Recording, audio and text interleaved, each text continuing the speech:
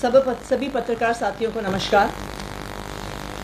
जैसा कि मैंने कल शाम को ट्वीट करके बताया था कि आज एक बहुत ही सनसनीखेज खबर मैं आप सबके सामने रखने वाली हूं, तो मैं सभी मीडिया के साथियों से, देश भर के लोगों को ये बताना चाहती हूं कि भारतीय जनता पार्टी ने मेरे एक बहुत व्यक्तिगत करीबी व्यक्ति के माध्यम से मुझे भारतीय जनता पार्टी ज्वाइन करने के लिए अप्रोच किया। मुझे ये कहा गया कि या तो मैं भारतीय जनता पार्टी ज्वाइन कर लूं, अपना पॉलिटिकल करियर बचा लूं, अपना पॉलिटिकल करियर बढ़ा लूं, और अगर भारतीय अमृत नोनी आर्थो प्लस ये एक प्रूवन फॉर्मूला है। इसमें मौजूद नोनी फल के गुण और आयुर्वेदिक जड़ी बूटियां शरीर को जरूरी पोषक तत्व देने के साथ साथ हड्डियों और जोड़ों के घिसने, उनमें होने वाले सूजन और दर्द को रोकने में मदद करता है। दर्द मुक्त जीवन के लिए अमृत नोनी आर्थो प्लस। जनता पार्टी नहीं ज्वाइन करी तो आने वाले 1 महीने में ईडी द्वारा मुझे गिरफ्तार कर लिया जाएगा। ये एक मेरे बहुत करीबी व्यक्ति के माध्यम से मुझे बताया गया। उन्होंने कहा कि प्रधानमंत्री नरेंद्र मोदी जी और भारतीय जनता पार्टी ने अपना मन बना लिया है कि आम आदमी पार्टी को और उसके सभी नेताओं को अब वो कुचलना चाहते हैं, खत्म करना चाहते हैं। पहले उन्होंने आम आदमी पार्टी के सारे शीर्ष नेतृत्व को अरेस्ट करके जेल में डाल दिया। पहले सत्येंद्र जैन जी की गिरफ्तारी हुई, फिर मनीष सिसोदिया जी की गिरफ्तारी हुई, फिर संजय सिंह जी की गिरफ्तारी हुई, और अब दिल्ली के मुख्यमंत्री अरविंद केजरीवाल जी को भी गिरफ्तार कर लिया गया है। अब भारतीय जनता पार्टी का ये इरादा है कि आने वाले 2 महीने में लोकसभा चुनाव से पहले वो आम आदमी पार्टी के 4 और नेताओं को गिरफ्तार करने वाले हैं। वो मुझे गिरफ्तार करेंगे, वो सौरभ भारद्वाज को गिरफ्तार करेंगे, वो दुर्गेश पाठक को गिरफ्तार करेंगे, और वो राघव चड्ढा को गिरफ्तार करेंगे। भारतीय जनता पार्टी ने ये उम्मीद करी थी कि अरविंद केजरीवाल जी की गिरफ्तारी के बाद आम आदमी पार्टी बिखर जाएगी, आम आदमी पार्टी टूट जाएगी, आम आदमी पार्टी का मोरल डाउन हो जाएगा, क्योंकि आम आदमी पार्टी का अब सारी सीनियर लीडरशिप जेल में है, हिरासत में है। लेकिन संडे की रामलीला मैदान की रैली के बाद, जहां पे दिल्ली भर और देश भर से लाखों लोग आए, पिछले 10 दिन से आम आदमी पार्टी के सड़क पर चल रहे संघर्ष के बाद अब भारतीय जनता पार्टी को लगता है कि आम आदमी पार्टी के टॉप 4 लीडर्स को गिरफ्तार करना काफी नहीं था। अब आने वाले समय में अगले बड़े 4 नेताओं को जेल में डाला जाएगा। मुझे जेल में डाला जाएगा, सौरभ भारद्वाज को जेल में डाला जाएगा, दुर्गेश पाठक को जेल में डाला जाएगा, और राघव चड्ढा को जेल में डाला जाएगा। मुझे ये बताया गया कि आने वाले कुछ ही दिनों में मेरे पर्सनल रेजिडेंस पे ईडी की रेड होगी। ना सिर्फ मेरे घर में ईडी की रेड होगी, मेरे रिश्तेदारों, मेरे परिवार वालों के घर में रेड होगी। उसके बाद हम सब लोगों को समन्स भेजे जाएंगे, और समन्स के कुछ ही समय बाद हमें गिरफ्तार किया जाएगा।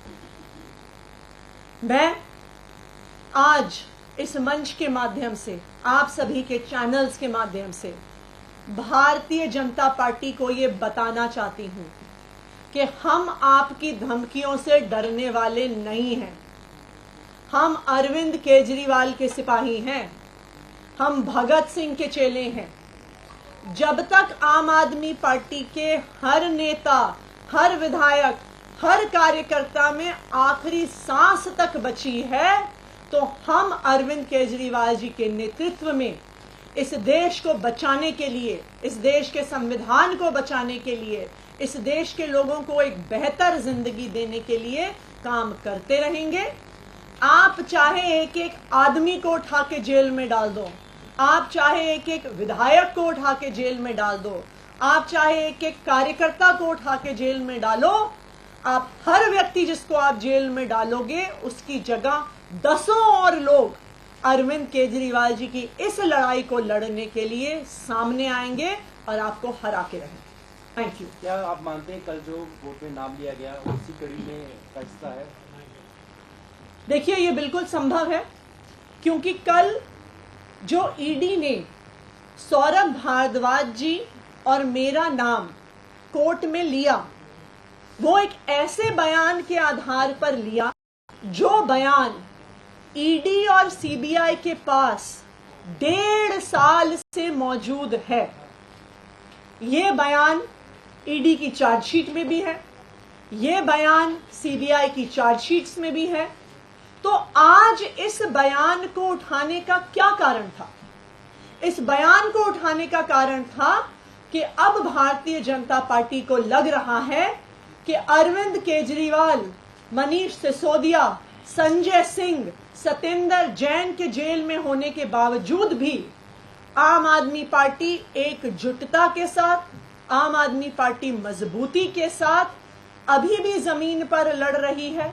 और जो रामलीला मैदान में रैली हुई, जिस भारी संख्या में लोग आए, जो जन सैलाब आया, उनको अब समझ में आ गया है कि आम आदमी पार्टी की नेक्स्ट लाइन ऑफ लीडरशिप को भी गिरफ्तार करना पड़ेगा।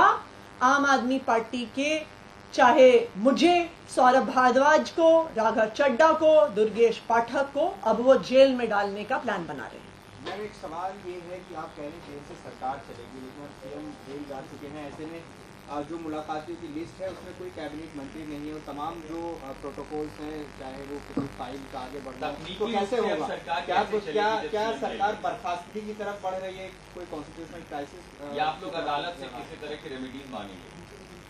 देखिए, सबसे पहले आप इस बात को समझिए कि लीगली और कॉन्स्टिट्यूशनली दो ही हमारे देश में संवैधानिक और कानूनी प्रावधान हैं इस बात से जुड़े हुए। सबसे पहले रिप्रेजेंटेशन ऑफ पीपल एक्ट ये कहता है कि अगर आपकी 2 साल से ज्यादा कन्विक्शन हो तो फिर आप एक जनप्रतिनिधि नहीं रह सकते हैं, चाहे आप विधायक हो, चाहे आप सांसद। अरविंद केजरीवाल का कोई कन्विक्शन नहीं हुआ है।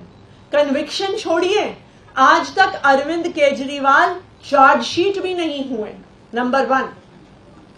दूसरी बात, इस देश का संवैधानिक प्रावधान ये कहता है कि कोई व्यक्ति चीफ मिनिस्टर नहीं रह सकता, उसे चीफ मिनिस्टर के पद से इस्तीफा देना होगा अगर वो अपने हाउस की मेजॉरिटी नहीं एंजॉय करता। Arvind Kejriwal enjoys the overwhelming majority of the Delhi Assembly। तो इसलिए अरविंद केजरीवाल के इस्तीफा देने का कोई भी कारण नहीं है। अगर आज अरविंद केजरीवाल इस्तीफा दे देते हैं तो ये भारतीय जनता पार्टी के लिए एक बहुत सीधी और सरल एक एसओपी तैयार कर देती है, एक स्टैंडर्ड ऑपरेटिंग प्रोसीजर तैयार कर देता है। जिस तरह उन्होंने पिछले 8-9 साल में ऑपरेशन लोटस को एक स्टैंडर्ड फॉर्मूला बना लिया है, ये तो उससे भी आसान है।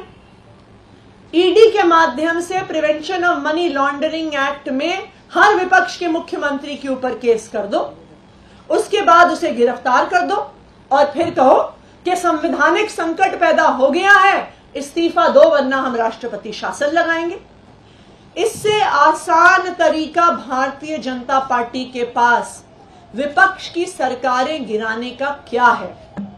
दिल्ली में भी अरविंद केजरीवाल की गिरफ्तारी का यही असली कारण है। कल अरविंद केजरीवाल जी को जुडिशियल कस्टडी में भेजा ईडी ने। उन्होंने कहा हमें जुडिशियल कस्टडी चाहिए। क्यों चाहिए आपको जुडिशियल कस्टडी? अरविंद केजरीवाल की गिरफ्तारी के समय ईडी ने कहा कि हम इन्हें गिरफ्तार कर रहे हैं क्योंकि हमें इनसे पूछताछ करनी है, क्योंकि हमने इतने समन्स भेजे और ये समन्स पर नहीं आए, तो हम पूछताछ करने के लिए इन्हें गिरफ्तार कर रहे हैं। अब 11 दिन की पूछताछ हो गई, आपने जो जानना था आपने जान लिया। अब आपको अरविंद केजरीवाल को जेल में क्यों भेजना है? इसलिए भेजना है क्योंकि इस गिरफ्तारी के 2 ही मकसद थे। इस गिरफ्तारी का पहला मकसद था अरविंद केजरीवाल को चुनाव के दौरान कैंपेन करने से रोकना, और दूसरा मकसद था कि दिल्ली की चुनी हुई सरकार, दिल्ली की चुनी हुई लोकप्रिय सरकार को गिरा देना, राष्ट्रपति शासन लगाना और फिर चोर दरवाजे से भारतीय जनता पार्टी की सरकार बनाना।